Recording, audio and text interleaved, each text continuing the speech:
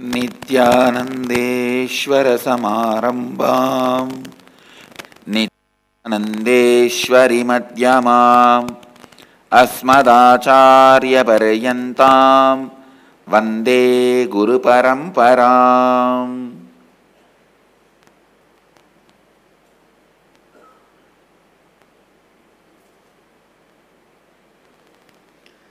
I welcome all of you with my love and respects. I welcome all the devotees, disciples, Samajis, Satsangis, Srimahans, Mahans, Kotaris, Tanedars, sitting with us through Nityananda TV, Sadhana TV, Ara TV, and two-way video conferencing, having Nayana Diksha all over the world.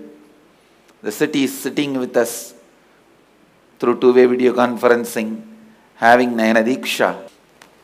Hong Kong, Sirgari, Torrance, Trinidad, Indrani, New Jersey, Hyderabad, Guptakashi, Guadeloupe, Hollywood, Satsang Center, Warrington, UK, Vancouver, Singapore, Hosur, Oklahoma, Dubai, Rajapalayam, Bangalore North, Ohio Prayag, Los Angeles, Kuala Lumpur Palani, Chennai, Toronto, San Jose, Melbourne, Seattle, St. Louis, Oman, Phoenix,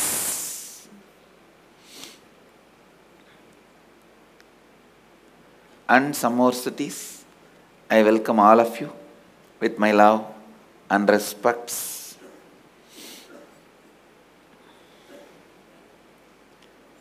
I'll continue on the 8th verse of Upanishads, the Isavasya Upanishad. Saparyaka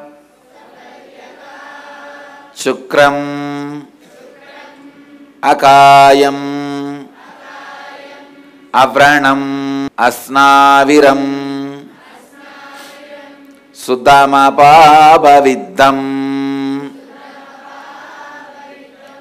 Kavir Manishi Paribuhu Swayambur Yata Tat Yato Arthan Vyadadascha Chashvadibhyaha Samabhyaha.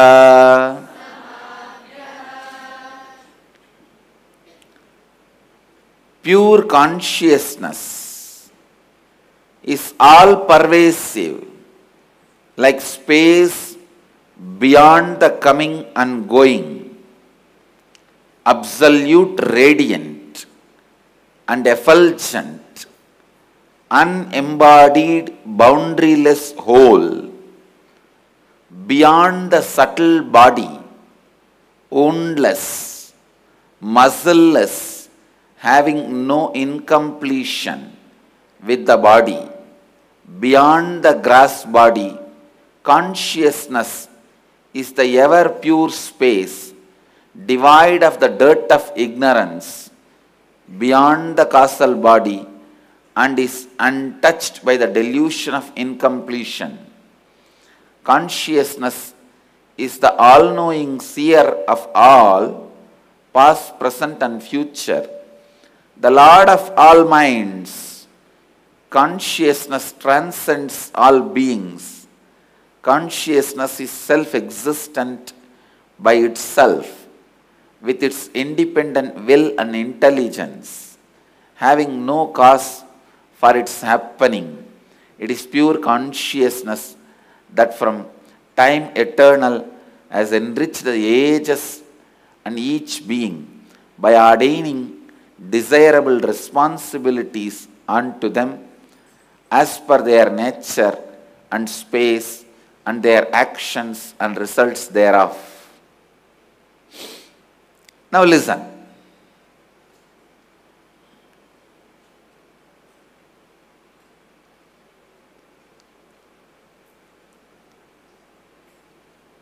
I wanted every one of you to align your cognition about you, your concept about you, to these definitions of Upanishad. Please understand. Who is Hindu? I am defining as an incarnation as per Hinduism, as an incarnation as per Vedic tradition. I am defining who is Hindu. Whoever is already cognized themselves as per the Upanishad, this Isavasya Upanishad verse, are working towards altering their cognition as Upanishad describes about them. Please understand, I am defining who is Hindu. Either you should have already cognized yourself as Upanishad declares you, or you should be working to cognize yourself as Upanishad declares you. Only then you are a Hindu. Whoever does this is a Hindu. Understand?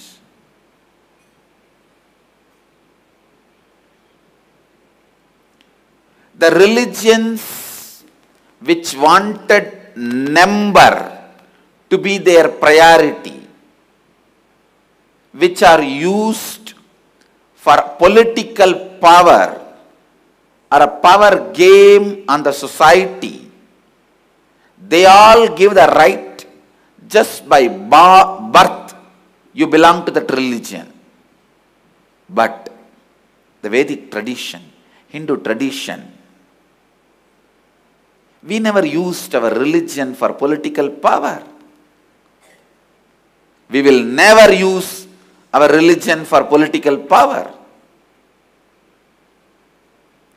This is the pure spiritual tradition. I wanted to tell Hindus, never allow anybody to use our religion for political power. Let's be very clear. This religion is a spiritual tradition, and it will continue to remain as a spiritual tradition. It will retain its purity. We never declare just by birth somebody is Hindu. Only by practicing you become Hindu. Only by practicing you belong to Vedic tradition. This gives one more freedom. You don't need to be born to be Hindu. Birth is not a prerequisite. Understand? Neither birth is a prerequisite, nor just birth makes you a Hindu. Whoever cognizes themselves as consciousness, as Upanishads declare in this verse, they are Hindus. Whoever is trying to cognize themselves as Upanishads declare in this verse, they are Hindus. Today's subject for Vakyartha Sadas is how each one of us can raise our cognition about ourselves as Hindu by cognizing ourselves as consciousness as Upanishads describe, as Upanishads declare.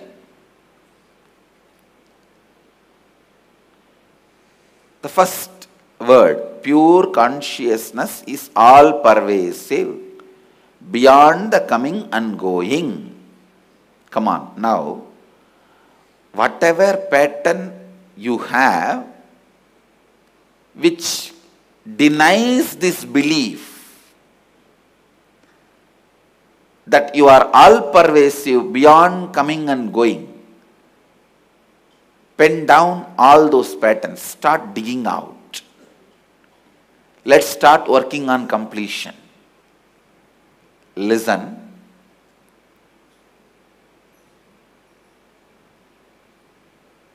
The second point, absolute radiant and self-effulgent, Swayam Prakasa, and absolutely powerful, absolutely alive and exciting. I am telling you, just before starting the satsang, when Nityananda Times video was going on, I called Jnanatma and told, play the recorded satsang. I don't think I will be able to sit now. I just feel like resting the body into samadhi. And actually I am working on a very important project of taking out all the initiations as described by Mahadeva without missing a single word, aligning them into our initiations, into our programs, and something more.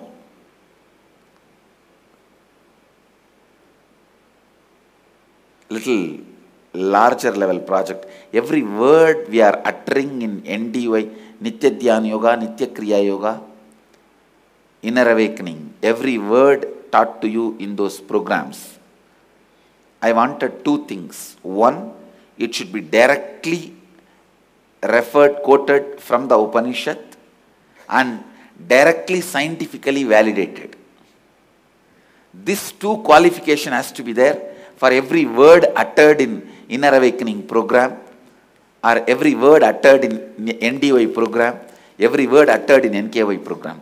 If an Acharya or me, if we make a statement, you are consciousness, I should validate that from Shastra and science.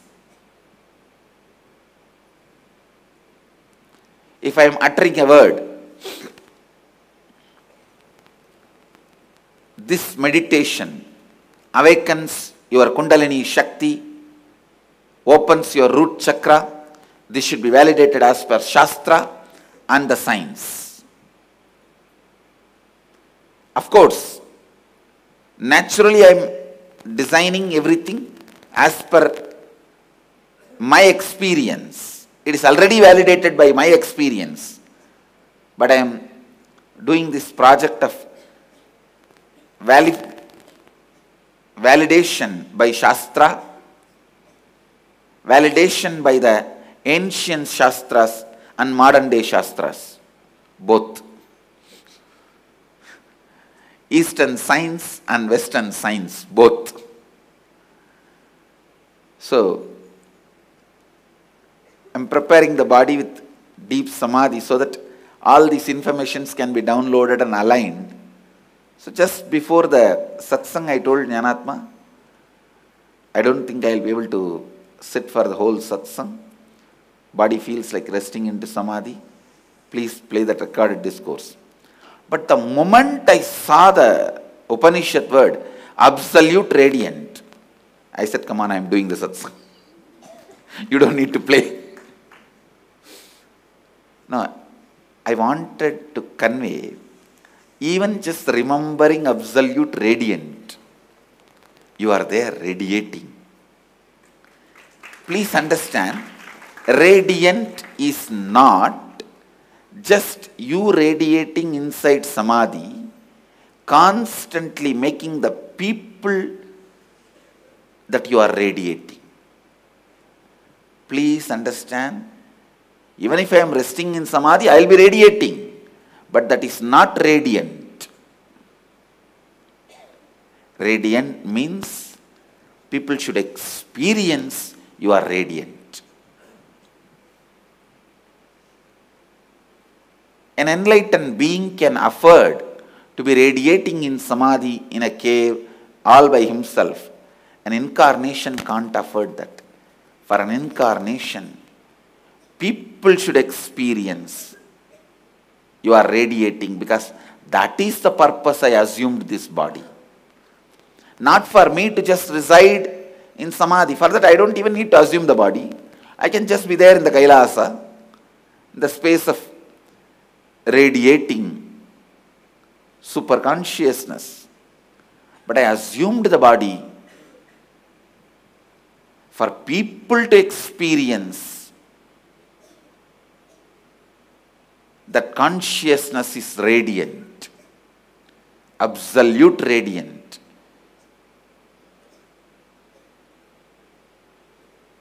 The moment I read that word, absolute radiant, I said, come on, I can't afford to be radiating within me. I should see to it. People experience that consciousness is radiant.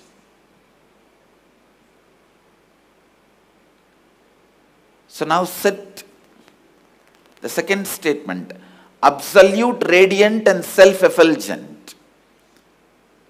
So this is what is supposed to be your cognition about you. Whatever is denying this cognition, what all the other cognitions you are carrying other than this, what all cognitions are denying you being absolute, radiant and self-effulgent, pen down them. Let's find the root of those patterns. Don't worry. Oh, if I make the list of all the descriptions as per Upanishad, I may have 25,000 patterns, I can publish a book on it. No, don't worry. It is not true. The cotton bags may look 10,000, but you don't have to burn one by one each one of them. No, just put one matchstick. The whole thing will be burned. Just because, 10,000 cotton gunny bags are there, how will I be able to burn them one by one?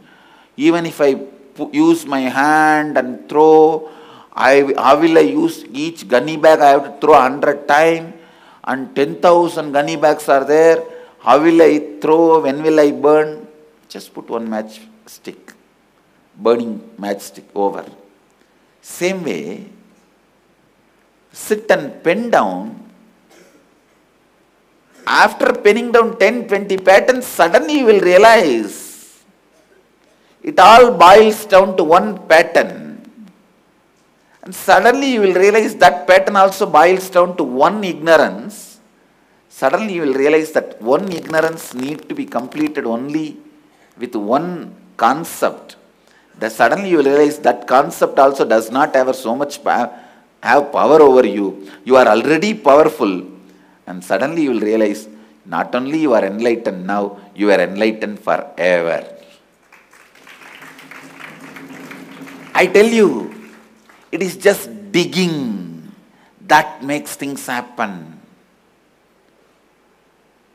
Manana makes enlightenment happen. Just internalizing makes enlightenment happen. Manana makes enlightenment happen. Listen. It is manana that makes enlightenment happen.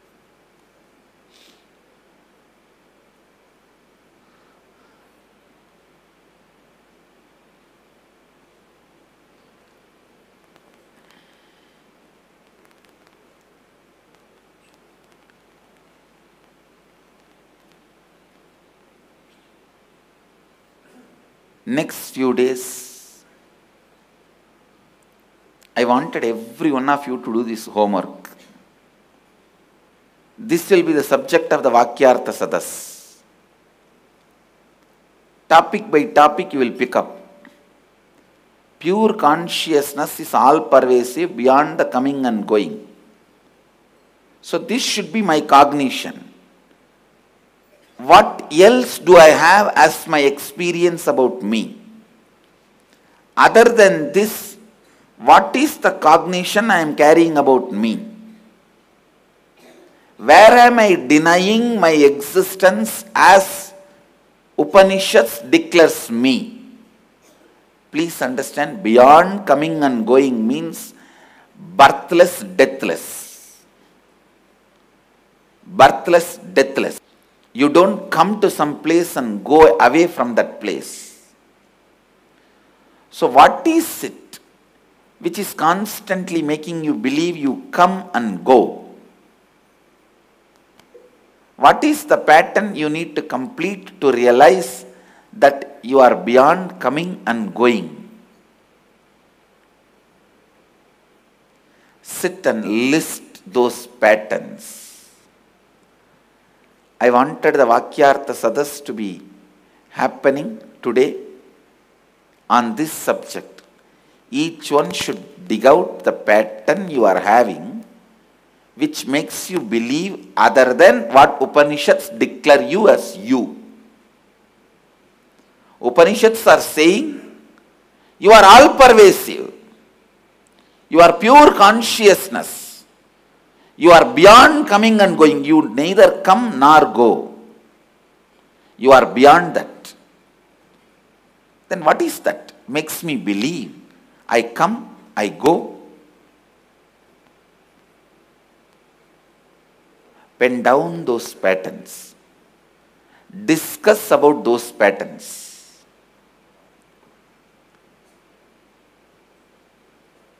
And tomorrow, you can take up the next definition. Absolute radiant and self-effulgent.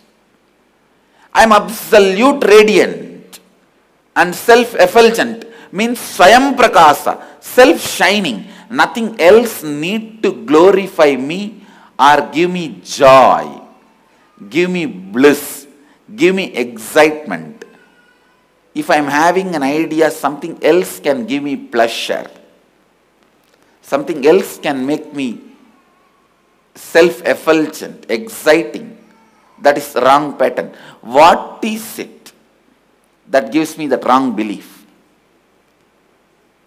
I am a self-excited, self-inspired, self-energetic, self-radiant, self-bliss, self-joy being.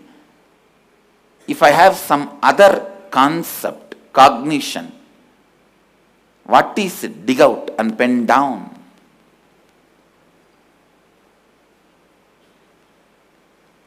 Let's work on this Upanishad, Isavasya Upanishads, 8th verse, one by one. You will see suddenly in 3-4 days, as I described beautifully, you will understand. Millions of incompletions merging into 1 or 2 patterns, the 1 or 2 patterns merging into 1 or 2 ignorance, that one ignorance merging into one powerlessness, one powerlessness suddenly disappearing into powerfulness.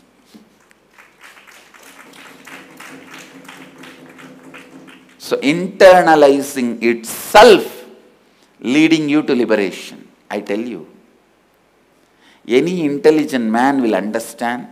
Many times, even if you internalize and internalize your problem, you will find a solution. And then you will have only one fear. Will I remember this solution forever, or will I forget this again and be in the same ditch? Don't worry. How many times you fall into the ditch? More number of times I will raise you out of the ditch. Fight, it's a challenge between you and me. You go on declaring, no, I will fall. I will go on declaring, I will get you out. Don't worry about that. And one more thing, after some time you will be tired of falling. I will not be tired of raising. Understand? You will be tired of falling, but I will not be tired of raising.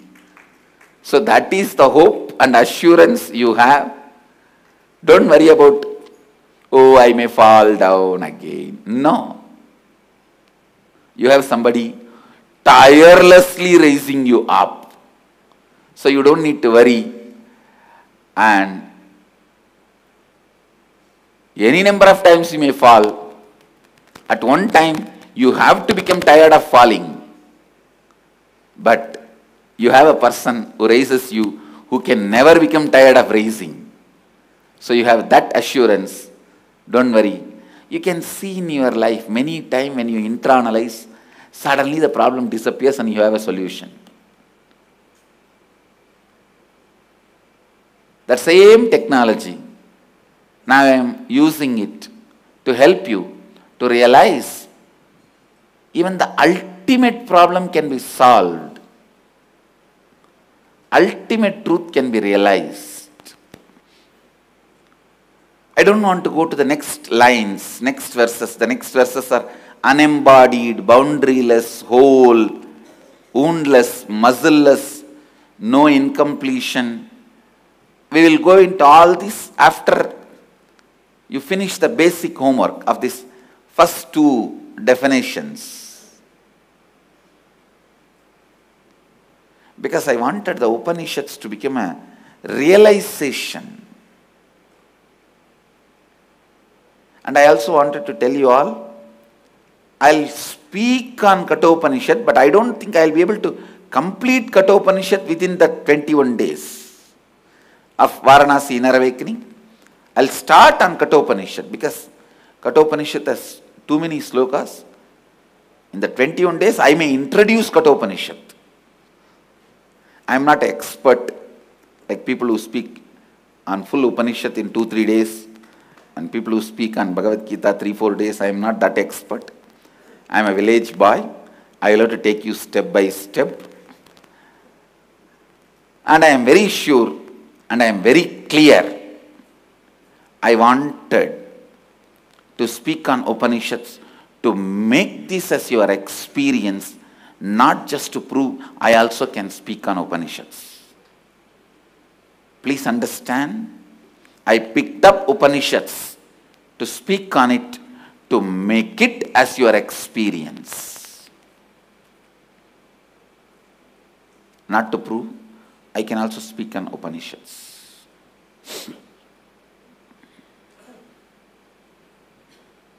Let me be very clear. So, I wanted every one of you to do this as a homework for next few days. I bless you all. Let you all radiate with integrity, authenticity, responsibility, enriching, causing, living Advaita, the eternal bliss, Nityananda. Thank you. Be blissful.